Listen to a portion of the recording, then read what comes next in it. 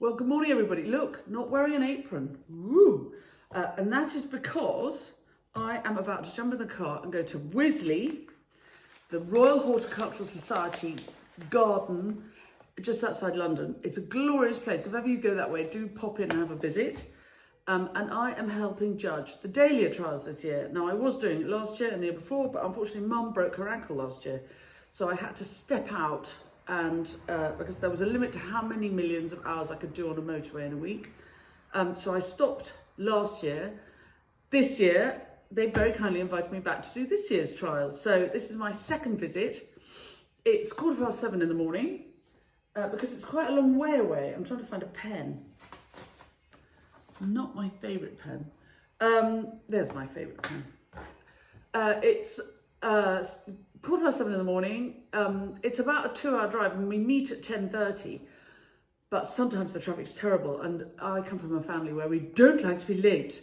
So I will take with me the equipment so that if I get there in plenty of time, I can do some work sitting in the car if I'm very early.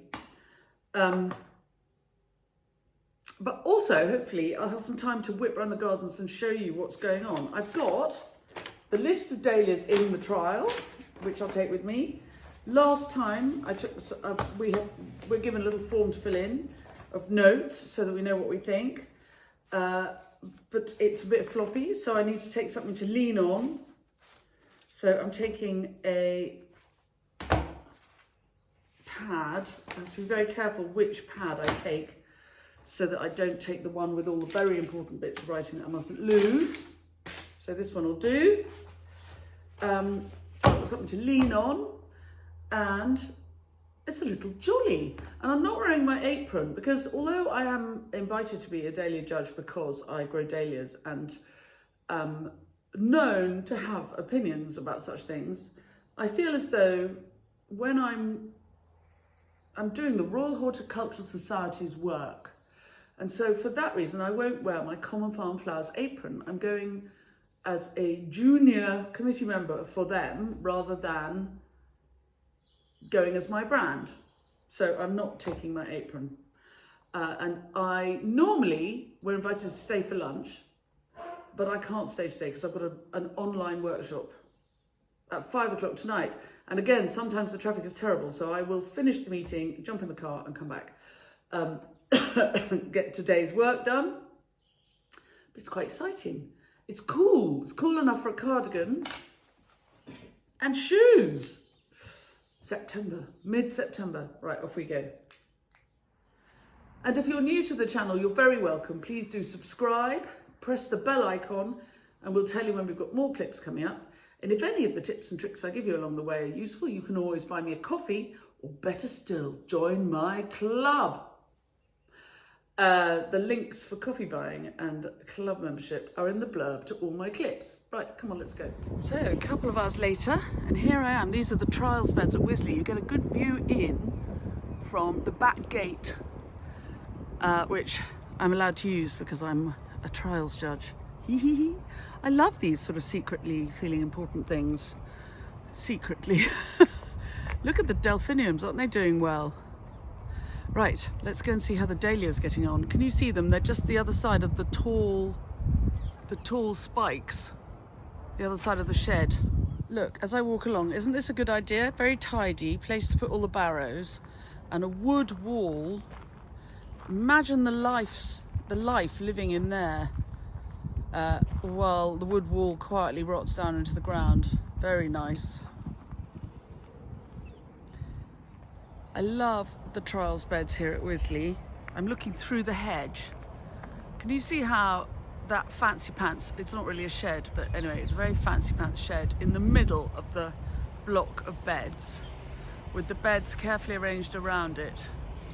This would make a very attractive little flower farm, and my flower farm redesign is very much inspired by this.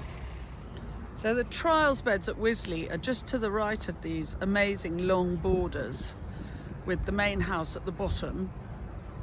So if ever you come for a visit, it's really worth going to look at the trials beds because, you know, while I like a herbaceous border as much as the next person, what I really like is something that looks like a smart vegetable patch with flowers in it.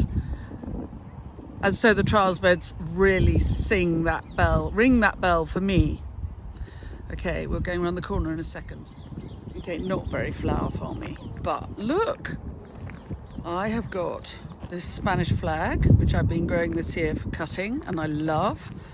And I have got this morning glory around my back door. Annual climbers make great cutting materials sometimes. Not always, but sometimes. And here at Wisley, in the trials garden, they always have these lovely tall teepees framing the view down towards the very glamorous shed.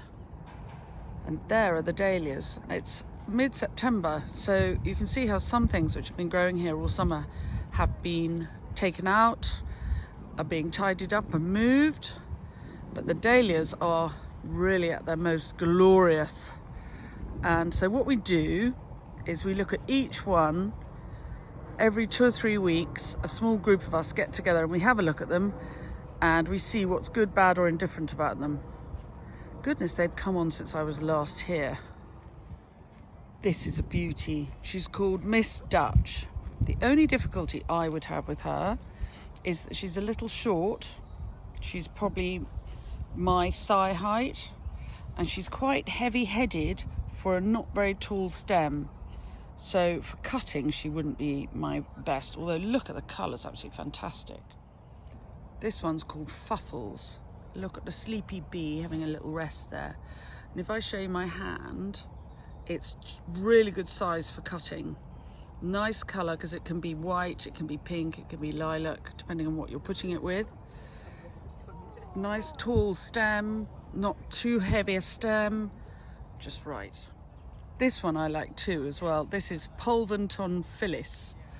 Nice size, a kind of cactus shape, not too heavy-headed, a little bit of lemon in it. I expect the judges are going to say that the colour's a bit inconsistent. I quite like a bit of inconsistent colour, but I think that's really very attractive, and I love that hot salmon. And one more for this visit. This one is called Night Silence, and it's been submitted by Rose Cottage Plants. It's quite gothic. Awful truth is, I'm not sure I'd grow it, but I can totally see how, if you were one of those florists who like to do very a moody look, this would certainly sing a song for you. It's lovely. I mean, you could have a collection, a gothic collection of dahlias, if you were a person who sold collections of dahlias, and you could include this and it would work really well. Dramatic foliage, and it does fade very beautifully. Look at that colour as it fades. That's absolutely stunning. So for floral artists, I think this would go down very, very well. And I have to say, look at that colour.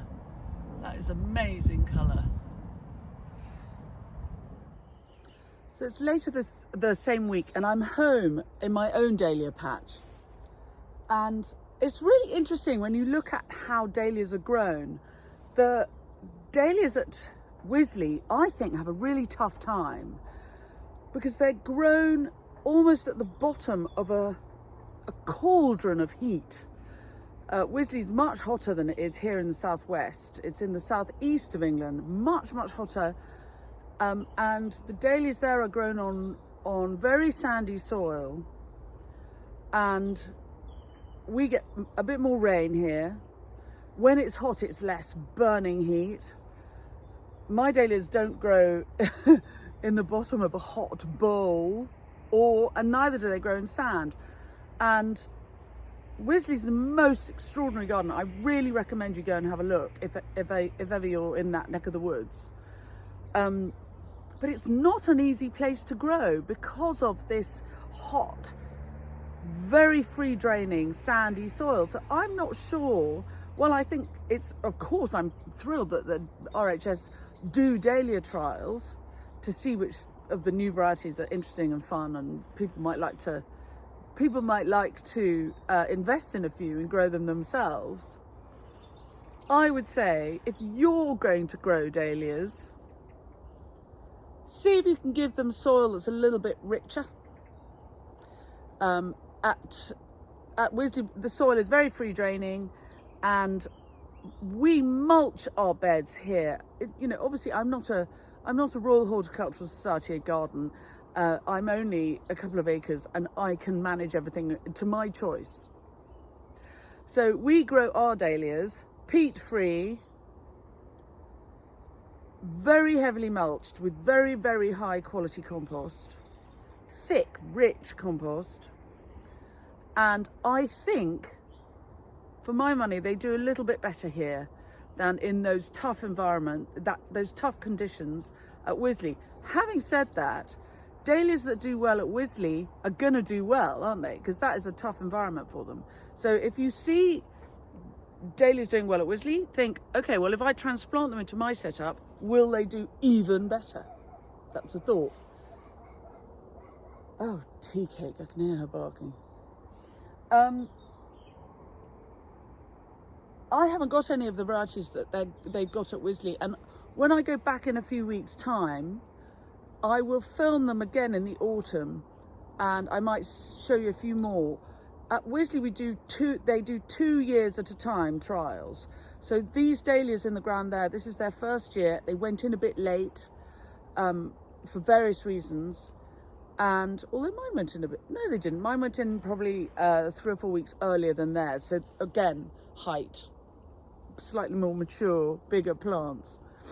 But I'll show you again when I get up there next time, and hopefully I'll have time to film a few more.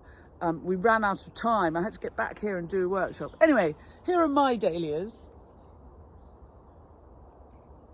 And I'm going to cut some I've got a tiny little wedding and a party and my usual Friday flowers to do. So that'll make another clip. Thanks for coming along, and I'll see you very soon. Oh, I can never turn this thing off. Right, quick edit. In the next clip, I rhapsodise about a purple dahlia with white edges, which reverts. It is called purple pearl. It is not called tartan. My head must have got lost with the excitement. Anyway, it is purple pearl. The first purple dahlia I show you with the white edges is purple pearl, and sometimes it reverts to an orange version.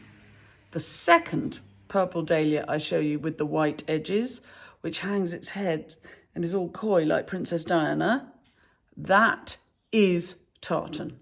Okay, enjoy. It's always good to film them a little bit before I do a massive cut. Do you want to see a couple of my favourites?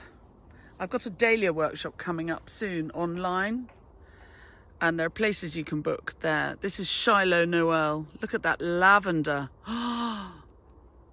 And here is my miniature cafe au lait. If you book a place on the workshop, I'll tell you how I make it so miniature. Alio, just singing such a great song. Tartan, divine. And can you see there is an orange version of tartan? That is tartan reverting, which sometimes dahlias do if they're not enormously stable. That's one of the things we judge when we're at the dahlia trials, is make sure that these new varieties are stable and not going to sport random colours. Yeah, I mean, they sometimes are very pretty, but it's not what you're trying to focus on. So there's lots of alio. Oh, arguably my favourite, really. Look at that. American Dawn, though, competes hard for my passion. There's American Dawn. And always shyly looking down, like Princess Diana being coy. This is tartan. Isn't that just? Hello. Oh. This one's a bit of a Marmite one. Not everybody loves tartan. I have a great pash for tartan. And then over here, let's see a few more. Look at them. Aren't they great? Oh, it won't look the same when I've cut them, so it's good to take some pictures. Yes, hello, beautiful. Oh, look how she's fading. This is Carolina Wagamans. Apricotty with a little white. Very popular with me, anyway. Look how she's fading. This beautiful person is Cafe au lait Rose. Just what a lovely fade on that. But here, coming out, is Cafe au lait Royale. Richer colour, slightly sharper, pointier petals. And then my very, very drama. This is Blackjack. Just say yes to Blackjack. And another great favourite, the pale pink in the middle there, Bracken Ballerina. Big fan of her. And there we have them. Anyway, have a lovely day, everybody. I'll see you soon.